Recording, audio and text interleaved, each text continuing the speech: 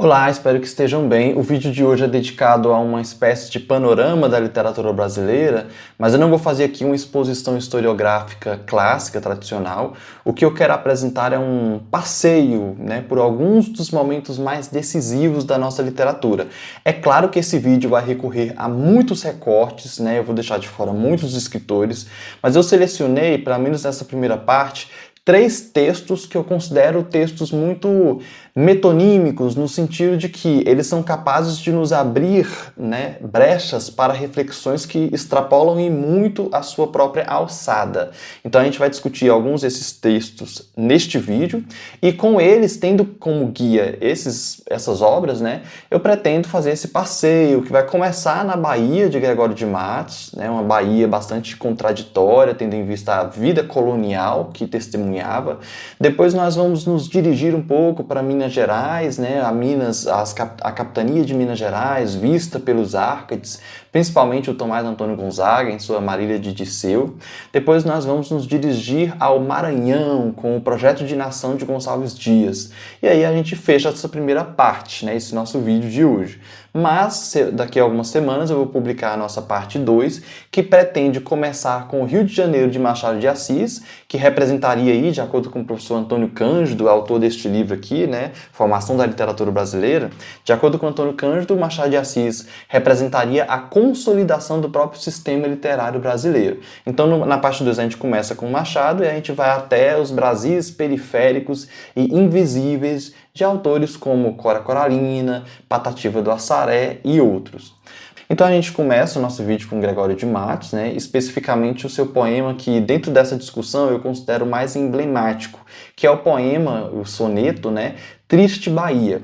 Antes de ingressarmos na leitura desse soneto, vale dizer que o Gregório de Matos é um autor bastante satírico, que fazia várias críticas contra certos inimigos que ele tinha, seja no nível pessoal ou político. Então ele tinha várias desavenças que eram expostas em seus poemas, poemas esses sempre transitados pela oralidade, e justamente por isso muitos de seus poemas demoraram anos para serem definidos, para terem o crédito de autor definido a ele. Então essa poesia mais transitada, mais que circulava na oralidade, é uma marca do próprio Gregório de Matos, uma poesia muito musicalizada por causa disso também. E ele está alinhado ao estilo barroco, Então o barroco é a nossa escola literária primeva dentro deste vídeo, justamente porque é uma literatura que ainda estava se implementando aos poucos nesse grande sistema literário brasileiro. De acordo com o professor Antônio Cândido, o barroco nem entra exatamente no sistema literário porque ele ainda não usufruiu de alguns elementos que são definitivos para que exista um sistema literário, como o encontro entre vários autores, uma rede de autores, um mesmo pendor comunicativo, um grupo de leitores, uma consciência histórica e social, um mesmo código, uma mesma linguagem, uma tradição. Então, nessa época, no começo do século XVII, não existiam elementos suficientes que nos permitissem dizer que a nossa literatura era uma literatura formada por um sistema literário. Justamente porque ela se manifestava de forma ainda muito episódica. Boa parte da nossa primeira literatura, que vai do Bento Teixeira, com a sua prosopopeia, passando pelo José de Anchieta, até chegar no Gregório de Matos e mesmo no Padre Antônio Vieira, boa parte dessa literatura foi produzida apenas no território da Bahia. Então é por causa disso também que não se dá para falar, não se é possível dizer que existia exatamente uma literatura brasileira, Bom, e aí, de qualquer forma, então, a gente está discutindo aqui um autor ligado ao barroco, que é uma escola marcada por um estilo literário muito focalizado nas tensões, nas antíteses, nas contradições. Então existiam jogos hiperbólicos, existia o contraste, o foco em paradoxos, Por exemplo, um dos poemas marcantes dele nesse sentido vai dizer que incêndio em mares d'água disfarçado, rio de neve em fogo convertido. Então vejam só essa dramatização do real focada justamente nos extremos, na diferença, na oposição, no paradoxo, no contraditório, né? E aí não é só de contraditório que sobrevive o estilo barroco. O foco nas semelhanças também era um artifício ligado à agudeza do estilo barroco, como vai dizer o escritor espanhol Baltasar Gracián em seu livro Agudeza e Espírito de Engenho, ao definir o discurso de agudeza. Para ele, a agudeza é uma esplêndida concordância, uma correlação harmoniosa entre dois ou três extremos, expressos em um único ato de entendimento. Ou seja, quando o autor consegue conciliar imagens que, em outros contextos, sendo extremas e distantes, funcionam em completa complementariedade, em perfeita complementariedade, funcionam, se agregam nessa correlação harmônica, né? Funcionam nessa comparação potente. Então, o barroco, como estilo de tensão, estilo de contrastes, né? Estilo de dramatização da vida, ele gosta de focar justamente nessas várias imagens. O Gregório de Matos não se afasta disso, pelo contrário, ele se aproxima ainda mais. E aí, eu vou trazer então o nosso texto primeiro dessa nossa aula, né, que é o poema Triste Bahia. Eu vou fazendo a leitura do poema e vou elucidando alguns pontos no decorrer da própria leitura, tá? Bom, o poema começa assim: Triste Bahia, ó quão dessemelhante estás e estou do nosso antigo estado. Pobre te vejo a ti, tu a mim empenhado. Rica te vi eu já, tu a mim abundante. Então veja, é um poema que, pela própria sintaxe, explora certo paralelismo espelhado aqui, porque é um eu lírico, esse sujeito, esse indivíduo, que se vê projetado nessa coletividade representada pela Bahia. A Bahia é o Estado, é o coletivo, mas esse eu lírico, ele a vê e faz com que, na sua poeticidade, ela também veja ele de volta, né? Então, esse cruzamento espelhado é também uma marca do estilo barroco, né? E nos permite entender esse lirismo profundo do Gregório de Matos, que, embora seja lírico e potencialmente subjetivo, focaliza uma visão social, denuncia uma ambiguidade da vida colonial. Então, pobre te vejo a ti, tu a mim empenhado. Então, eu a vejo eu a vejo pobre, mas ela, a Bahia, me vê novamente, me vê de volta empenhado. Rica eu já te vi, tu a mim abundante, né? Então há um cruzamento que é tanto do ponto de vista da percepção do eu lírico com essa coletividade representada pela Bahia, mas há um cruzamento também com relação às mudanças que os dois, o eu lírico e a Bahia, sofreram, porque já foram ricos e agora são pobres. Então essa falência sugerida como uma semelhança entre os dois é explorada sintaticamente e esteticamente pela construção desse primeiro quarteto. E aí ele segue: a ti trocou-te a mercante, que em tua larga barra tem entrado. Vejam, a Bahia, né? Ela trocou a máquina mercante. A máquina mercante a trocou, melhor dizendo, né? E o que seria essa máquina mercante? No sentido mais restrito, máquina mercante seria o conjunto de navios que chegavam na Barra, né, de Todos os Santos, um lugar no qual os navios aportavam, né, lá na Bahia, e trazendo, né, esses navios traziam itens de luxo da Holanda, da França, da Inglaterra, para serem usados como barganha aqui e levarem a nossa riqueza, o nosso açúcar, né, os nossos bens naturais. Então, a Bahia, ela se vendeu, né, esse adjetivo também, larga barra, é um adjetivo muito, assim, brinca um pouco até com duplo sentido, né? Larga barra por causa de sua extensão física, mas também há aqui uma insinuação satírica do poeta que denuncia justamente essa prostituição da Bahia. A Bahia se prostituía para esse outro, né? Se prostituía para esse negociante, para esse brichote, como ele vai dizer à frente. E aí ele segue: a mim foi me trocando e tem trocado tanto negócio e tanto negociante. Vejam que nesse soneto há aqui uma assonância, né, com relação a esses sons consonantais, o do trocou, do trocando, do entrado, do trocado, né? E essa assonância, ela sugere um pouco essa grande movimentação da própria máquina mercante, que principalmente do ponto de vista de hoje, pode ser entendida no sentido mais amplo, não apenas como aqueles navios que aportavam na Barra de Todos os Santos, mas principalmente como todo o organismo mercantil, como todo o sistema do mercantilismo. Esse sistema, ele tem um princípio fundamental. Qual é o princípio fundamental do mercantilismo? Trocar. Então essa esse abuso, né, do radical trocar, né, de trocou, de trocando, de trocado, é uma forma de denunciar justamente essa diretriz, né, essa orientação central do próprio mercantilismo, que é trocar. A máquina mercante, o mercado, ele troca, vem trocando e não cessará de trocar. No mercado, quem não troca e não se movimenta, perde suas posições. Então, essa marca, que é uma marca, inclusive, até do nosso atual capitalismo, né, a troca, a barganha, a negociação, né? Tudo isso é uma marca dessa produtividade capitalista e também mercantil. E aí vale dizer, quem traz um pouco isso também é o professor Alfredo Boss, né, no seu livro Dialética da Colonização, que eu acho muito interessante. Faço uma pausa brevíssima só para dizer que quem quiser entender bem o barroco brasileiro precisa muito ler esse livro, A Dialética da Colonização, do Alfredo Boss. Tá?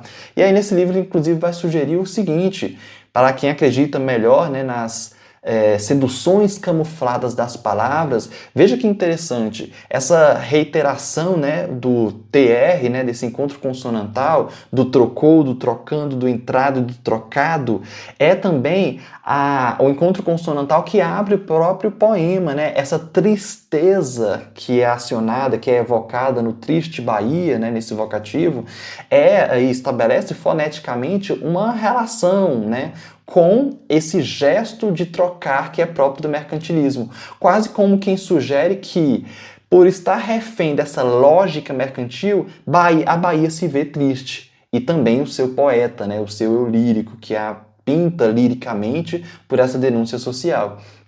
Então há uma correspondência fonética muito interessante aqui. E aí, aqui a gente tem, portanto, nesses dois primeiros quartetos, Bahia como essa grande vítima, né, que teve que se abrir para esse negociante. Mas essa visão, esse ponto de vista é contornado nos dois últimos tercetos, os quais vão dizer: deste em dar tanto açúcar excelente pelas drogas inúteis que a abelhuda simples aceitas do sagaz Brichote. Veja, o que aconteceu?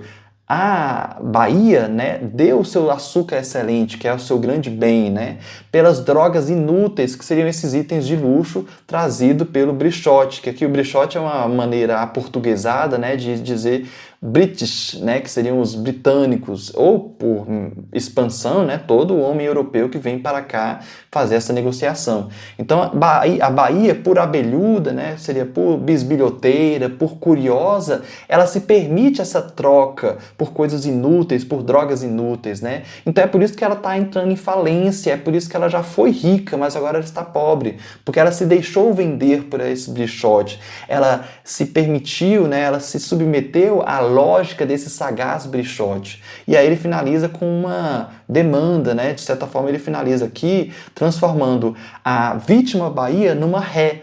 Então o que acontece aqui, né? Ele transforma a Bahia como ré justamente por ela ter se permitido entrar nessa nova lógica e perder o seu antigo estado, um estado que já foi rico, que já foi glorioso, que já foi abundante, né? Agora não. Agora ela recorreu, né, ao veludo, à seda, e aí ele pede que, poxa, queria que Deus retomasse seu antigo estado. E que um dia, quem sabe, ela fosse novamente, né, o seu capote, sua roupa, sua vestimenta fosse novamente feita de algodão. Que é esse tecido, né, confeccionado pelos escravizados e utilizado apenas pelas pessoas mais pobres. E aí ele defende essa retomada desse passado, né? Ele se prende a isso. Então esse é um poema que explora, pelo estilo barroco das tensões, uma contradição própria da vida colonial. Então vejam como que esse estilo espelhado e contrastante próprio do barroco se encaixa como luva na denúncia que o Gregório de Matos, pela sua sátira, precisa fazer, né? Então essa ambiguidade e essa contradição da vida social aparece no poema de uma forma bastante coerente, né? E por que o Gregório de Matos odiava tanto também essas mudanças todas essas transformações, né, instauradas lá?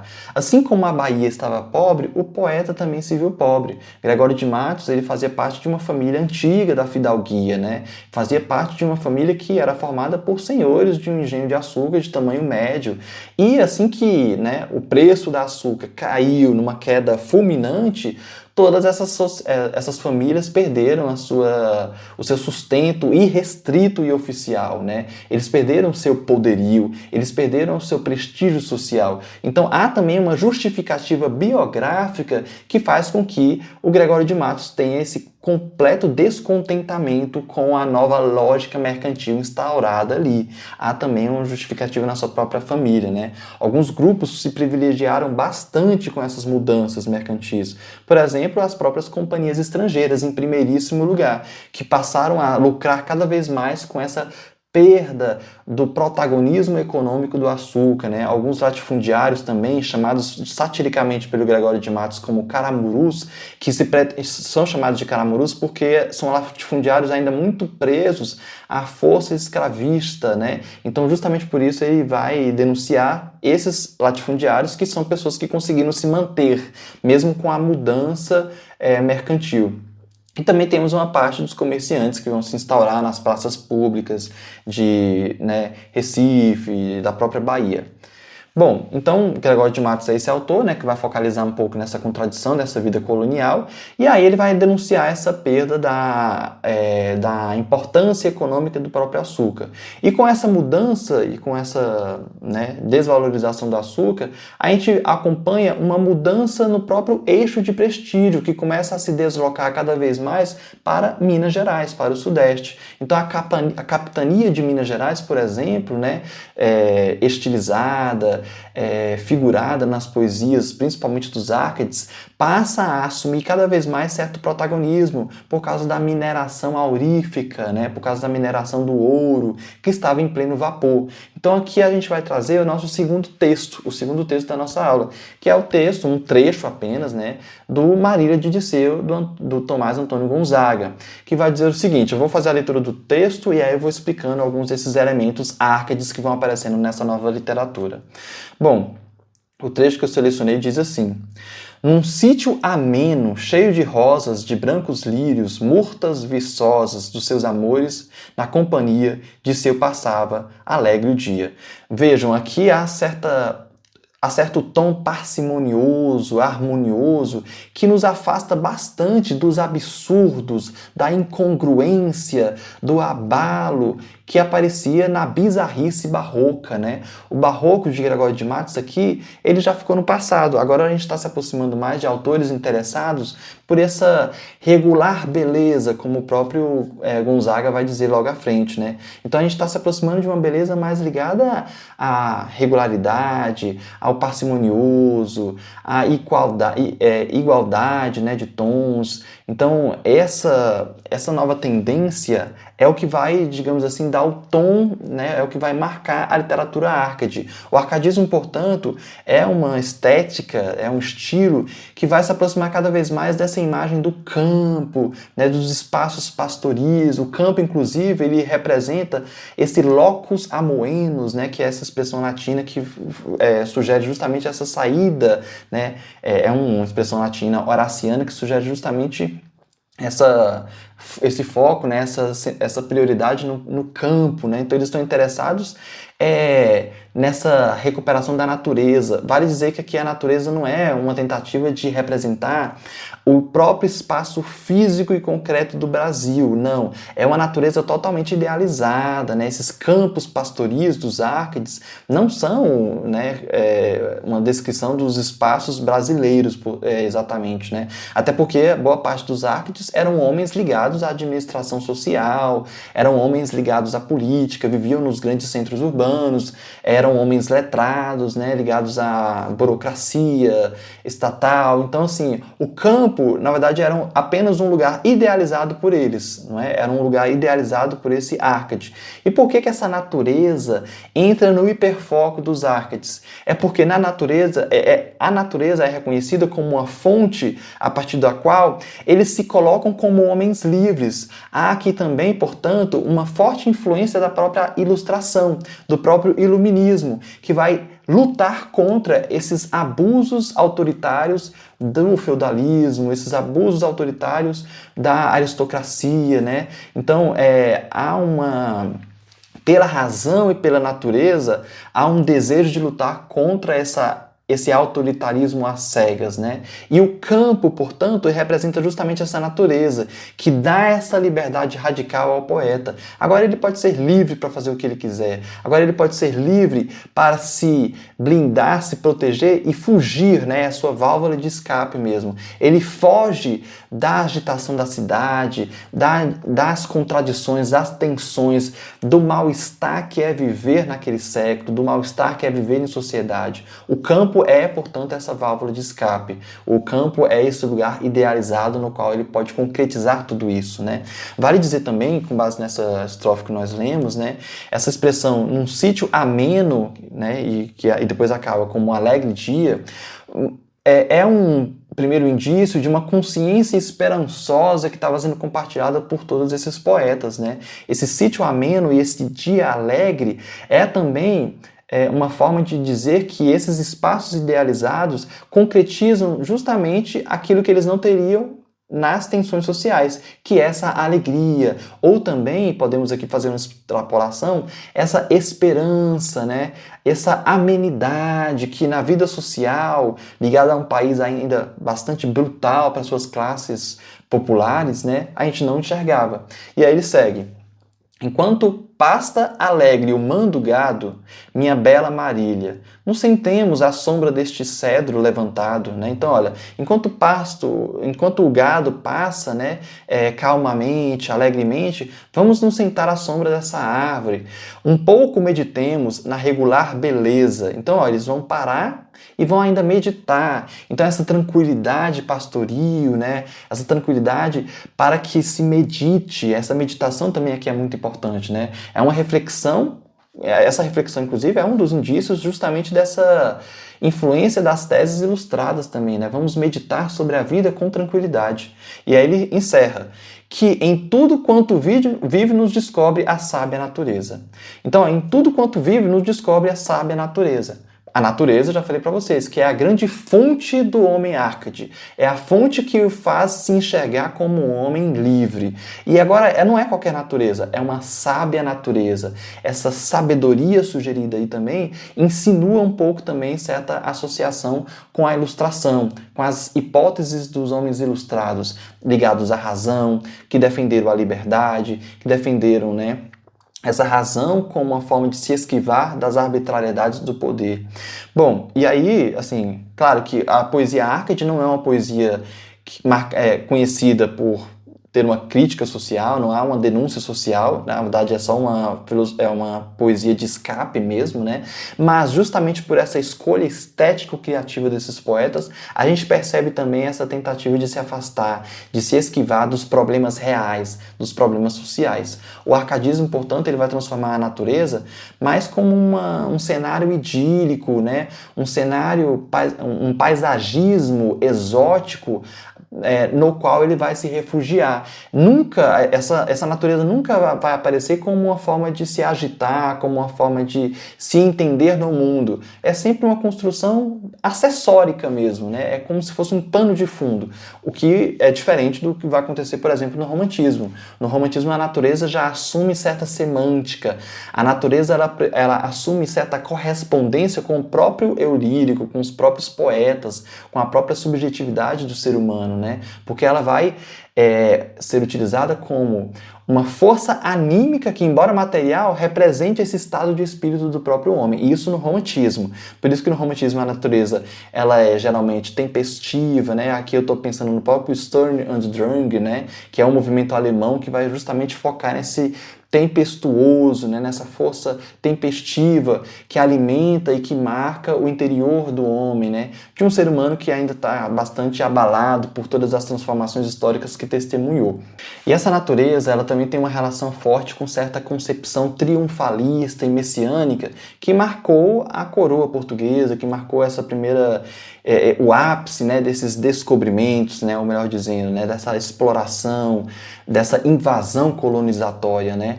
E essa visão triunfalista que via na América um espaço que poderia servir a um novo país, né, vai influenciar bastante os nossos intelectuais, vai influenciar bastante a inteligência da nossa classe dominante. E essa classe dominante, convicta dessa noção de país novo, convicta de que a América estaria predestinada a colher todos os frutos de um novo mundo, né, que iria servir como palco dessa nova civilização que se construiria a partir dali, ela vai então lutar pela ruptura política, né, contra as metrópoles coloniais e vai cada vez mais alimentar essa noção de país novo, que tem muita relação com o que eu estava dizendo antes, quando eu dizia da concepção ou da consciência esperançosa do Brasil, né? O arcadismo, ele carregou muito isso no seu gene, mas o romantismo vai potencializar isso ao máximo. Os poetas românticos, eles herdaram essa concepção de país novo e passaram a entender, por meio dessa concepção triunfalista, cada vez mais que a América se exprimiria como esse lugar privilegiado, como um lugar no qual se ergueria cada vez de forma mais convicta a pátria da liberdade, né? Então todos aqueles ideários ilustrados, toda aquela visão triunfalista, messiânica, chega aqui nessa literatura como esse desejo de transformar esse país, de transformar esse terreno, essa territorialidade nesse grande palco triunfal, né? Que vai herdar esse país novo que vai surgir. E essa consciência esperançosa, então, vai influenciar bastante os nossos escritores românticos. É por causa disso que há uma supervalorização da cor local, dos traços físicos, dos espaços geográficos do Brasil, né? E aí nosso céu passa a ter mais cores, né? Mais estrelas, as nossas várzeas passam a ter mais flores. E aí é claro que aqui eu estou dialogando com o nosso poema, né? Mais paradigmático nesse sentido, que é a Canção do Exílio, do Gonçalves Dias. Então partamos à leitura, né, da Canção do Exílio. É dito o seguinte: minha terra tem palmeiras, onde canta o sabiá. As aves que aqui gorjeiam, não gorjeiam como lá. Vejam, o primeiro ponto que eu acho relevante citar é que o romantismo, pelo seu estilo, ele também se afasta um pouco daquele decassílabo tradicional, camoniano, né? Aqui a gente vai ter, na verdade, uma redondilha maior, né? Minha terra tem palmeiras é um verso, né, de 7 sílabas poéticas, né? Então, essa nova estrutura poética também é uma marca desse romantismo que tenta cada vez mais se conectar com a cor local, com a realidade local e assim se afastar das estruturas poéticas do colonizador, né? E aí ele segue: nosso céu tem mais estrelas, nossas várzeas têm mais flores, nossos bosques têm mais vida, nossa vida mais amores. E por que essa hipervalorização do local, essa hipervalorização da nossa própria realidade física é importante aqui? Porque o que eles estão fazendo é construir uma visão hiperbólica e exótica das nossas próprias condições naturais, que passam a ser cada vez mais vistas como um estado anímico. Deixa eu explicar isso melhor. A vida local, a condição natural e material no qual eles estavam, formada por essa terra, né, por esse céu com mais estrelas, por essas várzeas com mais flores, são supervalorizadas como uma tentativa equivocada de dizer que, se esse território é belo, a sociedade que será construída em cima dele também será bela. Essa é a associação nuclear do romantismo aqui, né? Essa sugestão de que se a vida terrena, física, geográfica é bela, a nossa riqueza é bela, né? Então, por conseguinte, nós também vamos ter uma pátria igualmente bela. Associa-se aqui o terreno, que é o natural, com a pátria, que é o institucional, e aqui é a grande armadilha do romantismo, né? E ele vai dizer, seguindo: em cismar sozinho à noite, mais prazer encontro eu lá. Minha terra tem palmeiras onde canta o sabiá. Minha terra tem primores que tais não encontro eu cá. Em cismar sozinho à noite, mais prazer encontro eu lá. Minha terra tem palmeiras onde canta o sabiá. Não permita, Deus, que eu morra sem que eu volte para lá, sem que eu desfrute os primores que não encontro por cá, sem que ainda aviste as palmeiras onde canta o sabiá. Então há realmente essa hipervalorização local como uma forma de construir essa visão esperançosa do mundo. E aí qual é o problema de tudo isso? É que Com a consolidação de uma consciência esperançosa, apaga-se, camufla-se cada vez mais o subdesenvolvimento, a pobreza sistêmica, a desigualdade estrutural de que se consolidava, de que se formava o Brasil naquela época, de que se formava o Brasil até hoje, né? Então essa visão muito nativista, muito triunfalista e esperançosa, no pior sentido possível dessa palavra, carrega essa armadilha, né, de idealizar um país tendo em vista a sua natureza real, e aqui vai uma diferença da natureza romântica para com a natureza do arcadismo. Na natureza do Arcade, né, havia algum traço cosmopolita. Não havia uma correspondência do campo idealizado pelos Arcades com a vida real e concreta no Brasil. No romantismo, não. O romantismo ele vai trazer muito essa questão da cor local, né? Ele vai trazer alguns traços que são realmente traços concretos da nossa vida, da nossa realidade física e geográfica. Mas ele explora esses traços como uma forma de tentar relacionar indiscriminadamente a pátria, que é o institucional, com a natureza, que é o natural, que é o terreno, né? Então essa relação, ela se concretiza justamente porque o exotismo, que é uma das marcas do romantismo, né? Essa construção hiperbólica, idealizada também, e exótica, é uma forma de... o exotismo ele é transformado numa razão do otimismo social. Então, o otimismo social dessa consciência esperançosa romântica se pautava, se justificava nesse exotismo territorial, nesse exotismo da natureza, da terra, né? Então essa relação bastante irresponsável é uma das marcas primeiras, centrais dessa primeira leva dos românticos, né? Aqui eu, claro, estou citando só Gonçalves Dias, nós temos outros românticos também, mas concordando com o próprio professor Antônio Cândido, o Gonçalves Dias é esse primeiro grande e autêntico poeta romântico, né? O Alfredo Bós também vai dizer alguma coisa nesse mesmo sentido.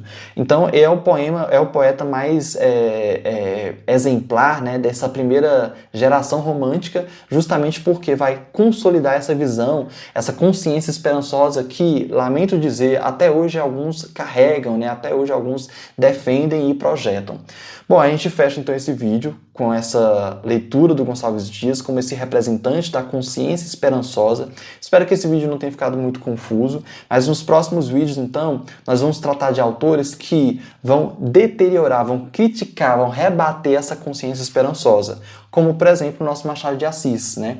O Machado de Assis já vai carregar traços de uma consciência mais catastrófica, que finalmente reconhece o subdesenvolvimento econômico como um traço motor, como um traço motriz da nossa própria sociedade. Muito obrigado para todos que ficaram até aqui. A gente se vê na próxima semana.